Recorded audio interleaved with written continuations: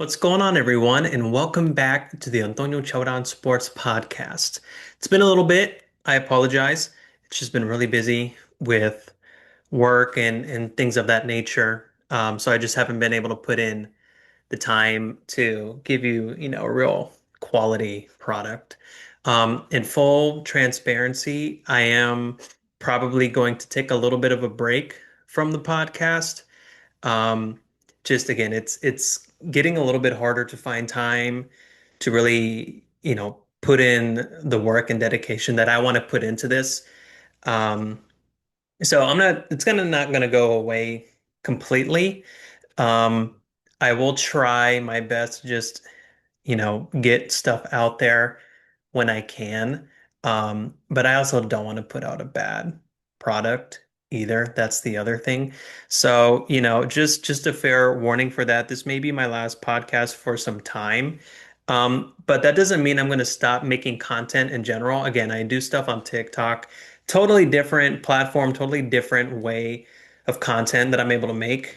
Um, I don't really need to edit that much. I don't need to, have equipment for that. It's relatively like I got this mic off of like Amazon. It's like a mini mic I just plug into my phone. Um, so it's relatively easy and it's smaller snippets, right? Where this is a platform in a design, a template where it's more, getting deep into stuff. The content on TikTok shorter. It's not so much this type of stuff, but it's still, my own content that I'm making. So again, um, go over there if you haven't already. It's just Antonio Chabran. That's my handle on TikTok. So go check it out. I'm definitely more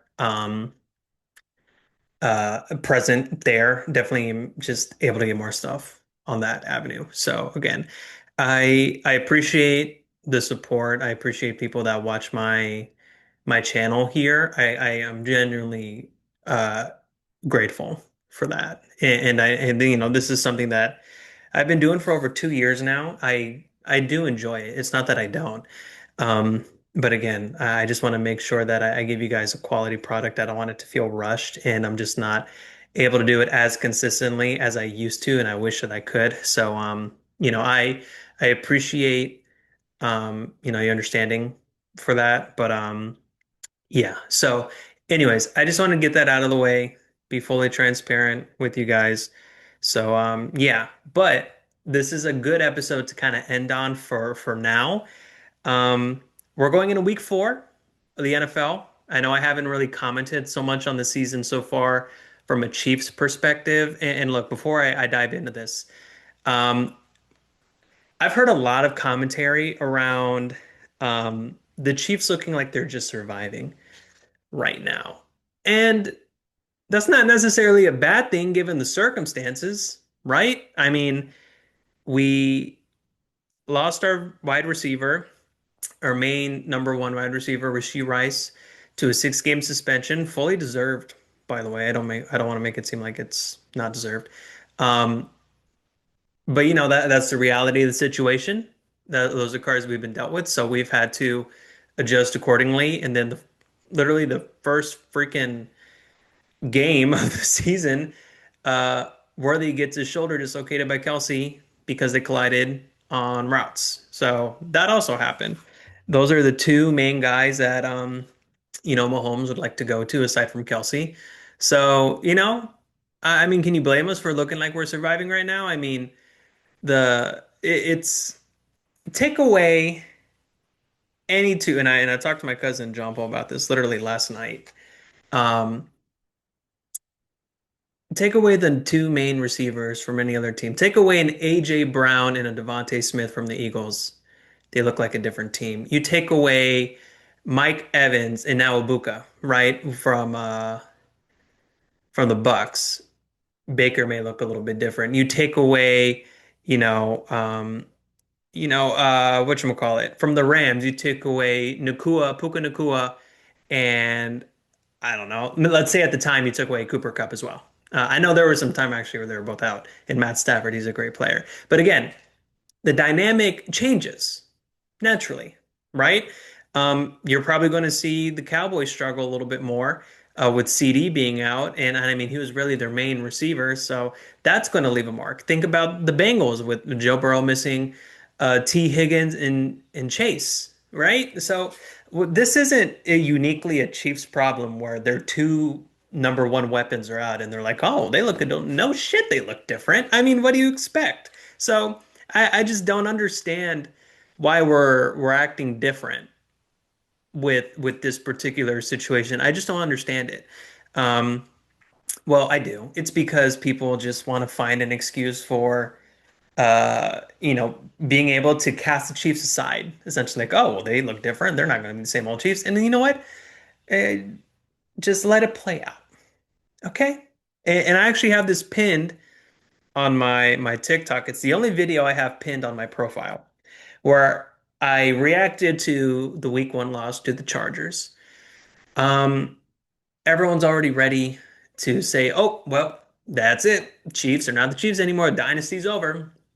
Um, it's easy to overreact after week one. It's easy to overreact after any weekend of any week in the NFL. That's just natural. That's just how it goes, right? It happens. It happens in sports everywhere. There are 82 games in the NBA. There can be a game where your team is playing and they get absolutely blasted, and you're like, oh well, there goes the season, and then you rip off like a 5 game win streak. It's what happens. Baseball, 162 games played in the regular season. You lose one series, maybe you lose 2 games out of 3, and you're like, oh shoot, like, and it feels like the world is crumbling down. And then you win the next 4 or 5 series, and you're like, oh, everything's happy again. It's the same shit everywhere in sports. It happens across the pond in Europe, in soccer, football, right? It happens all the time. You lose a derby, you're pissed. It just ruins your entire weekend. You go into work the next day, and you're just like, you know what? To hell with this. The week is over. And then the next weekend, you beat up on some team, and you're like, all right, like happy days. It happens. It's what it is about sports. It's what we love about sports is maybe in the moment when we hate about it, but we know that we love it. Um, I say all that to say, keep talking. All right, just keep yapping. Because at the end of the day, we know what will happen. And maybe you're like, no, we don't. You guys aren't the same Chiefs. You're not the same team that's been able to, have this success. And I've been hearing that over the past few seasons. And I will always go back to this as well. The season where we beat the 49ers in Super Bowl 57, I believe. Or no, 58, Super Bowl 58. It's 57, we beat the Eagles. That was the toughest road to the Super Bowl the Chiefs have had in this entire dynasty run. I also think it's one of the toughest roads that any team has ever taken to a Super Bowl in NFL history. Um, all of the chatter, we finished as the 3 seed. We'd been finishing in the 1 seed, or at least the 2 seed. That was just that was normal for us. Oh, God forbid we make it to the 3 seed. Oh, what's going to happen here? All right, we beat up on Miami 26-7, that wild card game, and even then there was chatter at the time like, oh, Miami, they could win this one. They had this prolific offense, but they couldn't win when it was cold, right? That was the whole thing. And so we beat them on the road to Buffalo. Oh boy, here we go. Josh Allen finally gets his win against Mahomes in the postseason. Nope, that doesn't happen. Going to Baltimore. Oh, we're going to be more. We're going right up 95 to Baltimore. That's from where I live. Here we go. Lamar Jackson in this coveted Ravens tough nose defense. Win that game. Just couldn't fit the narrative that everyone was trying to put us in. Just couldn't. Then we go to Arizona and we beat the Niners in Super Bowl 58 and become 3-time Super Bowl champions in that stretch. At least Mahomes does. Chiefs win their fourth overall Super Bowl, as we all know. Um, so look, I have seen us in different lights. There was the Super Bowl where we won, um, the first one in the Mahomes era in the 1920 season. We started off, don't forget, we started off that season through the first 7 games, 3-4. One of those games we got absolutely crushed by the Tennessee Titans. You know, um, it happens. Stuff happens, you know? And during the 23 season, I remember because I was at this game where we lost to the freaking Raiders on Christmas Day, late in the season. A Raiders team that was not in playoff contention. They were a bad team and we lost. We looked horrible. Um, we still won the Super Bowl that season. So I say all of this to say, I get it. It's easy to overreact. It's easy to cast us aside, and you're ready. You are ready to see someone else dominate. I get it. It's that Patriot syndrome. It's exactly what it is. And look, um, I know the Eagles look good. I'm not, I can't dispute that. Eagles have our number right now, 100%. That was a tough game to lose. Um, I appreciated the fact that we didn't lose that game by double-digit points. I'm also happy that it wasn't 34-0 at one point. That was nice. We lost a close 20-17 game. Um, but I'm not crazy about the Eagles this season. They could have lost to the Rams this past Sunday. And if it weren't for a blocked kick, they lose that game. So, and I'm seeing the narrative, ironically enough, shift on the Eagles where people are thinking, oh, they're becoming the Chiefs now. They're kind of getting all of these little breaks here and there. Ooh, one play goes this way, this play goes another. They lose. They could be 0-3. That argument could be made as well. So if you're an Eagles fan watching this, welcome to the club. Welcome to the club where everyone thinks that you should have lost every single game. Oh, maybe you guys are starting to pay the refs now. Oh, why is this play going your way? How come this ball is bouncing this way and that way? If you want it, embrace it. We'll see if you're all about that. Look, you guys are Super Bowl champions. I gotta respect you for that, and I do. I respect a lot of players on the Eagles. Um, but the Chiefs have been doing this for about, you know, 7 or 8 years now. We know a thing or two of what comes with it. So, you know, to each their own with their opinion on us. But I will leave it at that. So I really I was thinking before I started this, I wanted to keep this kind of like brief. And of course, to just keep talking. So, if you've been around the channel for a while, I tend to do that. But I digress. That was my little monologue. Let's get into this coming weekend. So I have 3 games that I want to really point out here. And I will preface this by giving kind of an overall scope of where we are in the season right now. We're 3 games in. Okay, we're only 3 games in. There are 6 teams currently that are undefeated, 3 in each conference. And there was a stat going around after week 2, like teams that are start off the season 0-2, this percentage makes it to the playoffs, and then this percentage makes it to the Super Bowl or something like that. And everyone was freaking out, like, oh boy, like especially with the Chiefs, right? And I kept hearing this, the Chiefs need to win this game against the Giants, and obviously we did pretty convincingly. I wish it looked better, but at that point I was just like, let's just freaking win this game. Um, Everyone else doing 1-2. Some teams that haven't been able to win a game yet, unfortunately. Um, I say all that to say, if you look at the AFC, right? You got the Bills. You have the Colts. Check out the Colts. I mean, wow, I didn't see that coming. I can tell you that right now. You look at and you're thinking of these teams before the season started. You're trying to think, oh, who are the teams that are going to make it out, right?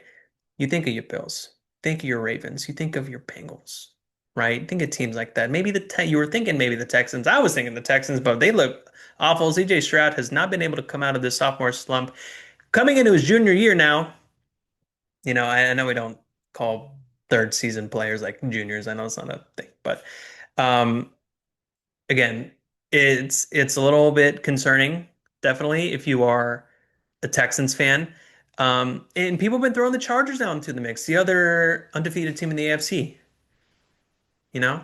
Um, Chargers look good, I can't hold them there. They won a tough game last Sunday against the Broncos. Broncos were also thrown into the fold, but Bo Nix looks like crap. If you guys have been around, I don't like Sean Payton. I do. He's a douche. I don't like him. Um, I just don't like how he carries himself. And yeah, I just don't. He has like that face where you're just like, I don't like you. He's one of those guys. Sure, he's very respected in the NFL, 100%. Sure he is. Of course he is. Um, I just don't like him. That's just me. But again, you see flaws though in all of these teams. I don't like the fact that the Bills have let up a lot of points in some of their games. They could have lost to Miami just this past Sunday, but you know what? I'll give it a little caveat because it's a division game. It happens. Division games can get messy, even if it's against a good and a bad team. They play you twice a year. They probably are one of the few teams that know you more than any other team in the NFL. It happens. Totally understand. We lost to the Raiders that one run where we went to the Super Bowl on Christmas Day, like I just mentioned. It happens. So, I'll give them some grace there. But man, that first week shootout against the Ravens, you're like, wow, none of these defenses can stop a cold. What's going on here? So there's that. The Colts, I can't really pinpoint a specific weakness at this moment in time. You have to consider who they've been playing, and they haven't been like the most dominant teams. You'd like to see how they match up against an actual competent, good opponent. So there's that. Um, and with the Chargers, look, Justin Herbert's playing great. He is playing outstanding. You got to give him his flowers there. You want to see how well that is going to sustain. The run game, it's been okay, right? Obviously, with the injury to Najee Harris, he tore his Achilles. That's tough. But this Hampton kid, I mean, he was running all over the Broncos when he filled in against the Broncos defense that you were like, you thinking they were supposed to be like a top five defense. And they have been for the most part, but, they were able to get carved up there. And defensively, they're a solid defensive team. Absolutely, So you got to keep them up there. But Bengals, Joe Burrow's out for the next 3 months. We'll see if Jake Browning is going to be able to sustain any success with them. I doubt it though, especially given how he looked this past Sunday against the Vikings. Looked kind of rough. I already mentioned the Texans, really shaky there. Miami, not even, I mean, they're going to have to rebuild. They need to blow it up. I wouldn't be surprised if they're suitors for some, trades. They have to be, right? Let's see if maybe Tyreek wants to come back to the Chiefs. Or maybe we, throw them some picks for Achane, beef up that run game a little bit and see what we got going on there. I'm just saying, Chiefs, Brett Veach, you know what to do. Um, and then we come to the Ravens, who, ironically enough, this is the first game that I have circled to kind of give a little bit of a preview to. So, a little bit of background. The Ravens haven't beat the Chiefs since 2021. That was a game that we lost 36 to 35. I remember that game very vividly because we should have won that game had it not been for a Clyde Edwards-Helaire fumble in the fourth quarter. We turned it over and the Ravens were able to run out the rest of the clock. We were in field goal range at that point, by the way. We needed a field goal to win. We probably would have won, but that didn't happen. After that, Ravens haven't been able to beat us. Look, I've said from a Chiefs standpoint, kind of surviving right now. That's okay. And look, these are these types of stretches of games where guys like Patrick Mahomes separate himself from the pack. Mahomes has played great.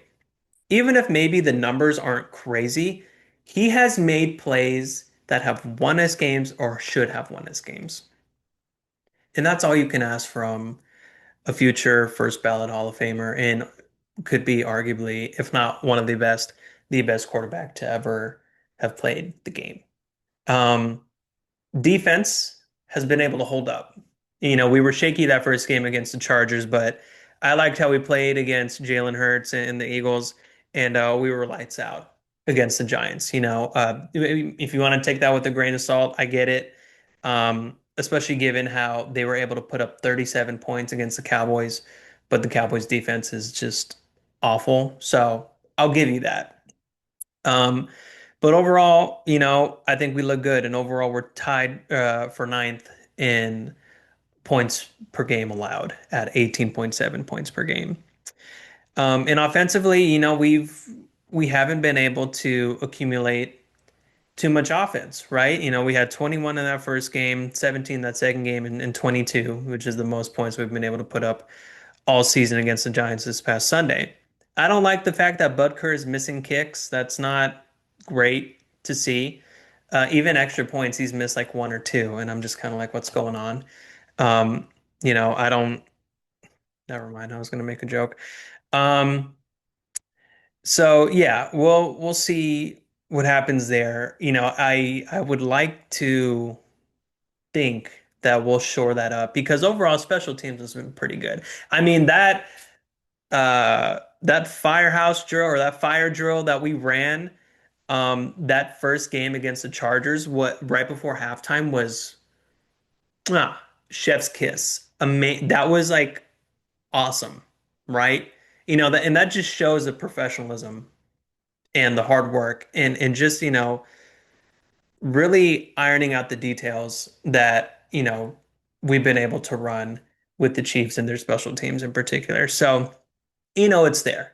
Um, And again, offensively, I wish we could be more balanced. We haven't been able to get too much going on the ground. I mean, our main rusher has been Mahomes, and you don't want that. You want to be able to see contributions from Pacheco and from Kareem.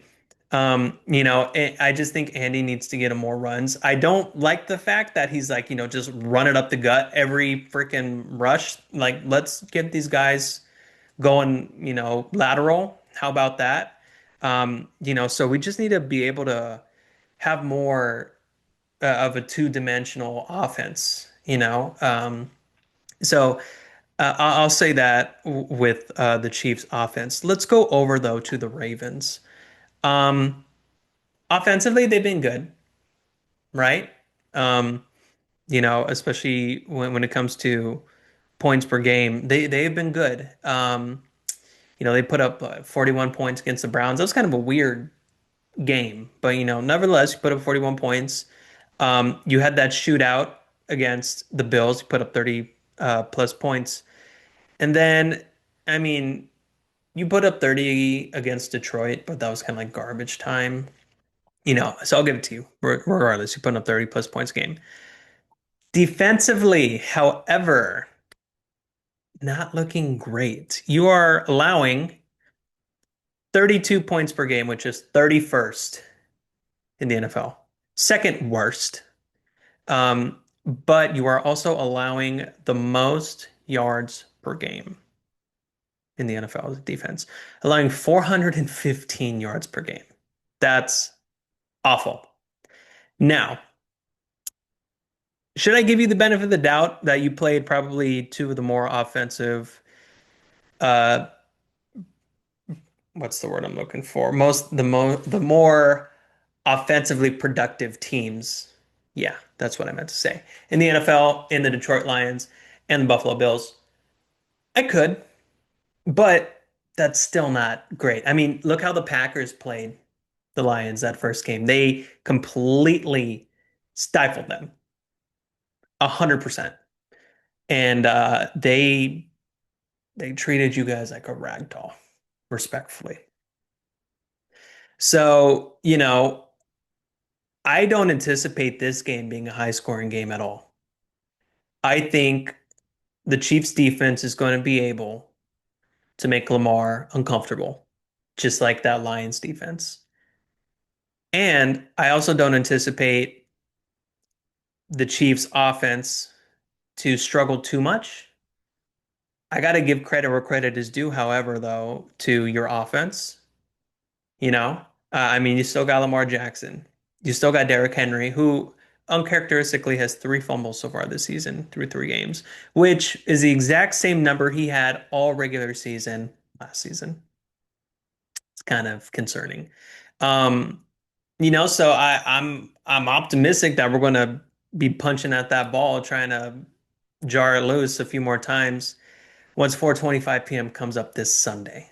Um, but we'll see. We will see. I project that the Chiefs will win this game. Um, and I've heard a lot of talk about, who needs this game more, the Chiefs or the Ravens. I always think that's such a dumb conversation. I mean, if you're either team, you want to freaking win, of course. So, I'm not even gonna to go there. I do think that both teams can greatly benefit because one of these team loses, you're in a 1-3 hole through a quarter of the season. That's not a hole you want to be in. I did say before we started the season, if we could go 4-2, that would be nice. After the 0-2 start, I was like, let's just go 3-3. I think if we win this game, that we'll win those next 2 games against Detroit and Jacksonville. Actually, reverse that because we played Jacksonville, then we play Detroit. Um, so we'll see. Um, I think for the Ravens, I haven't, in full transparency, I haven't looked at their schedule after this game. Um, but I just think from a psyche standpoint, you lose a tough, close game to the Bills, a team that knocked you out last season in the last, playoff season, and you get absolutely mollywopped by the Detroit Lions. So I think from a psyche standpoint, the Ravens might benefit more because you haven't been able to beat the Chiefs in like the past 2, 3 meetings you've been against them. Um, but again, I think, yeah, of course, both teams are going to want to win, and we'll feel great if they win, and we'll feel like crap if they lose. So I think this won't be too high scoring. I'm going to pick the Chiefs to win this game here, 24-20. I think it's going to be a defensive-ish game. It's going to be tough. It's going to be physical. People are going to be talking their shit as they should, right? And that's another thing too. This is a little bit of a caveat. I hate the fact that the NFL has just harped on, not being able to trash talk or taunt. Like, where's the fun in that? I've never played. The only experience I have in football is in like middle school, and I played like 1 game of like flag or tackle football. That's all I have, to really give. But I can only imagine the emotion, the adrenaline that you're feeling as an NFL player in those moments, these games where you deliver a good hit, right? Or you make a catch, you make a toe tap on the sideline and you see that ref just being like, yeah, he caught it. And you want to talk, right? And then flag, too much excitement. Like that's what it feels like. You're just like, come on. Let these guys talk. Now, I think there's a clear line. Like if you're pointing at a guy and you're like, yeah, like I got you, or you're celebrating, or you talk and this that. I think that's fine, but it can be when it's excessive, and you're like, okay, like let's stop. I feel like that line has just been lowered so much and it's so annoying and you're just like come on, even if it's like a 4 year, like, even if your team benefits, you're like, I mean, you're happy because you get an advantage from that, but you're also like, you don't feel great about it, you know what I mean? Like there's just those flags that are thrown that are to your benefit and you're just like, we didn't really deserve that, but thanks, type of thing. That's what I feel. So the NFL needs to fix that because we're all human, right? But it's just so much more. elevated in terms of just, I can imagine the emotion when you're on a football field and just knowing all the work and dedication you put in, not just to the season, but just that one game, all that week's worth of preparation. Um, and you make a play. And if in the NFL's eye you go a little bit too far, then you get penalized for it. And I don't like that. So, anyways, just wanted to say that. So yeah, I'm picking the Chiefs there, 24-20. Eagles and Bucks. This is an interesting game for me for a few reasons. One, because I want to see the Eagles lose. That's the first thing. Because they could be 0-3 easily. See, going back to my prior point, you guys could have lost those games. And that's a popular opinion. That's not just mine. I'm kind of being a little tongue in cheek there. But you know. Anyways, so the past three meetings between the Eagles and Bucks. Bucks win in 2023. I'm going all the way back to 2023. Sorry. Eagles win in 2023, that first game. Regular season game. 25 Eagles, 11 Bucks. Keep in mind, this is when Baker is on the team. So I'm not going back to when Brady was there. We want to try to keep it to where these teams are so relatively similar, right? Um, then you go to that same season in the playoffs. Bucks win 32-9. Then going into next season, this past season, 2024-2025 season, the Bucks whooped the Eagles 33-16. Whoa. And this was, kind of early on in the season. The Bucks actually kind of lost quite a few games after that, but then they ramped it back up like those last 5, 6 games of the season to make a playoff push. Um, so the last two meetups, Bucks have won pretty convincingly. Um, I look at the Bucks games that they've won so far this season. They haven't been against great teams. Like this past weekend, they beat the Jets. Before that, I mean, they beat a Falcons team that just got shut out by the freaking Panthers 30-0. Um, and I can't remember who they beat the first weekend. But, they haven't been against great teams, and it's like kind of come down to the wire. So you're just kind of like, all right, well, you'll take a win, but they aren't convincing wins against teams that you would think shouldn't, be too hard to beat. Um, and then on the flip side, again with the Eagles, like I've said, that first game against the Cowboys, it was weird, right? Because they were up 24-20. They were driving the ball. Probably were going to score on that drive, let's be honest. And then there's a weather delay, and then it doesn't resume till like an hour or two later, and it's just kind of a stalemate. And people are saying that the Cowboys could have won that game. CD caught a ball or two more. It happens, right? But it was just kind of weird. So, there was that game, again, a division game, first week of the season. They win that game 24-20. And then they play the Rams. I'm sorry. No, they didn't play the Rams week two.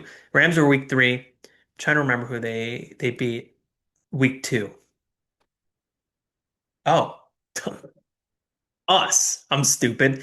Um, yeah, again, there were a lot of interesting. Well, there was some controversy right with the tush push because there were definitely a few instances on a few plays where there was a clear false start. And I'm not going to get into that, but needless to say, they eked that one out 20-17. And then this Rams game where, to their credit, they were getting crushed at first half, and then they were like, Jalen Hurts, go win us that game. And he did in the second half. They came back roaring. Um, and again, the Rams could have won that game. A crazy play by Jordan Davis. Absolutely peak athleticism. Not only did he block the kick, but he ran it back for a touchdown. Like this guy's, I don't know how much he weighs or how tall he is, but he's probably like 6'9", 300 pounds. Like something crazy. Like I'm just guesstimating. I don't know, but that is a monster of a man who should not be able to move like that. That's just the bottom line. So again, this is just an interesting matchup to me. Two 3-0 teams. going up against it that have some history. Baker has been playing great so far this season. The Bucks defense looks pretty solid. Bucky Irving has had a pretty solid season so far, and Ibike, their rookie receiver, has been balling, absolutely balling. The injury to Mike Evans, sorry about the voice crack. I'm choked up about Mike Evans being hurt. The injury to Mike Evans, he has a history of hamstring injuries, and literally his entire career, he's had some sort of a hamstring injury. Um, it's going to affect him for the next few weeks. I don't know how long he's out, but he's out for this Eagles game, I'm pretty sure. Um, so there's that, right? And then you look over to the Eagles, and they run an offense where Jalen Hurts doesn't really shine. You don't ask him to do too much, and you're just putting the load on Saquon, who's had a pretty pedestrian start to the season. Now, he's still Saquon freaking Barkley. All right, so let's not get it twisted.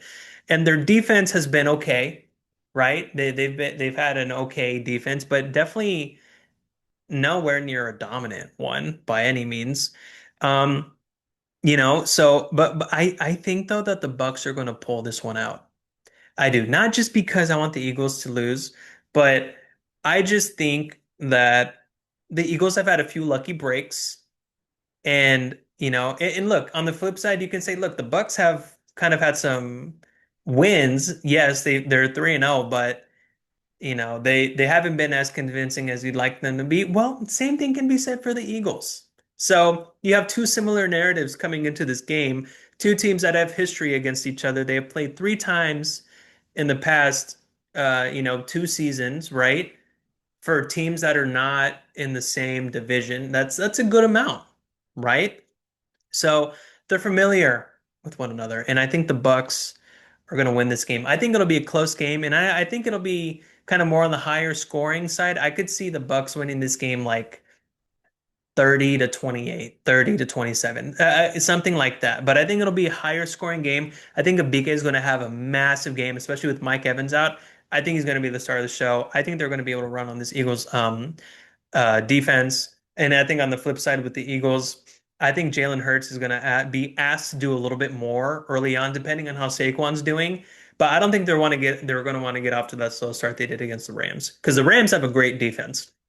It's not the Bucks defense isn't as good as the Rams defense, but I still think that they're gonna try to get pressure on him, and I think they're gonna want to frustrate AJ Brown because I think they're looking at that Rams game and they're like, "Ooh, AJ Brown didn't get going until the second half. Let's make sure that we try to eliminate him from the game." I think they're going to want to try to frustrate him because I think I look back to what the Chiefs were able to do with Malik Neighbors, right? Like we completely took him out of the game. Like he was a non-factor that entire game. Now in comparison to the Eagles, they have a great number two in Devontae Smith. Absolutely. So I think he's going to be a guy that Jalen Hurts is going to need to target more because I think they're going to try to take out AJ Brown altogether. I'm going to be very intrigued to see how they play Saquon. Again, he's had a pedestrian start so far this season, and I think the Bucks' recipe to success is trying to minimize the damage that Saquon does and try to frustrate AJ Brown into kind of taking him out of their game plan and kind of forcing Jalen Hurts to have another heroic second half like he did similar in that Rams game. And look, I still think they'll be able to put up points. But I think that the Bucks are going to win this game. So yeah, I'm gonna say yeah, 30 to 27. That's my prediction there. And last but not least, the Cowboys and the Packers. Um, I'm not really going to spend too much time on this game. I just think the storyline is the best here. I mean, look, Micah coming back to uh to Jerry World because it's in Dallas. It's in Dallas, right? Yeah. I mean, the I've talked about the offense for the Cowboys. They lost um CeeDee Lamb, and up to this point, they're 10th in total offense in terms of points. That is, sorry, 24.7 points per game. Obviously, very inflated from that Giants game where they put up 40. Um, but they're 27th in defense in terms of points allowed per game, 30.7. That's not good, especially when you're going up against the first ranked defense in points allowed per game in the Green Bay Packers, allowing 14.7 points. That's literally half of the points that Dallas's defense is allowing. That's crazy. Offensively, they're 21st overall. They're averaging 21.3 points per game. Could be better. They looked pretty bad against the Browns. Now the Browns have a very good defense. You know, but oof, yeah, they did not look great there. And again, the Packers had that game literally through like 3.5 quarters. They held the Browns to 0 points. Like I thought that game was going to end 10-0. I really did. That's obviously not what happened. But yeah, you're like, damn, okay. Um, I I don't think this is going to be a game. I think the Packers win this game like 27-10. Like it's going to be an absolute demolition job. And I think the exclamation point here is going to be that Micah sacks Dak. I that's going to happen. And when that happens, I mean that play will go viral. And it's going to be like the camera guy is going to have a very important assignment. He's going to know the assignment.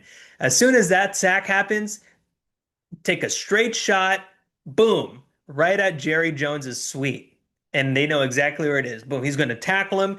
Boom, just looking at Jerry. That I can guarantee you, set it in stone. That's exactly what's going to happen. And Jerry's going to look like a freaking dumbass because he is. I mean, the what he's been doing to the Cowboys, not just this season or even these past decade, but ever since the mid 90s. I mean, what are you doing, man? Like you have put Dallas fans have been put through hell. I mean, I really do feel bad for them. Um, yeah, I just think that J Love's gonna have a day uh with this Cowboys defense. They just haven't been able to do anything. They really haven't. So maybe 27-10 is a little bit much. I 27-14. I'll give them 14. Um, but yeah, I mean, yeah, their defense is insufferable. It really is. I mean, they are a stout defensive unit, 100%. So, yep. So just to recap, I have the Chiefs winning this Ravens game 24-20. Eagles and Bucks, I have the Bucks winning this game 30-27, and then I have the Packers and Cowboys. Packers winning very convincingly 27-14. Thank you all for listening. I appreciate it. And again, I'm going to take a little bit of a hiatus for the time being, at least from this platform. But again, follow me on TikTok at Antonio Chabran. I do a lot of stuff around there. And given the fact that I'm not going to be doing as much content here anymore, I'm going to try to translate a little bit of this over to TikTok. Now, will that be successful? I'm not tripping about that, to be 100% honest with you, because um, I still want to, I want to be able to, grow, right? I want to still get views and engagement and things of that nature. But I also still want to have this type of format where I give off that I know what I'm talking about. I like to think that I do, and I can definitely convey that more here in comparison to just small little 30-second to 60-second snippets on TikTok. So I appreciate all your support again. Um, and yeah, I'll do some sort of announcement maybe like because you can post on YouTube as well if and when I come back at least to this particular platform. Like I said though, TikTok is where I'm gonna TikTok, I don't know why I say it like that. TikTok is where I'm gonna be down the road. Maybe I'll try to dive into some other projects that maybe don't take up as much time or I just have a better cadence in doing. Um, but yeah, so thank you all for listening. I will catch you all sometime down the line. But yeah, appreciate the support. Thank you all for listening. Peace.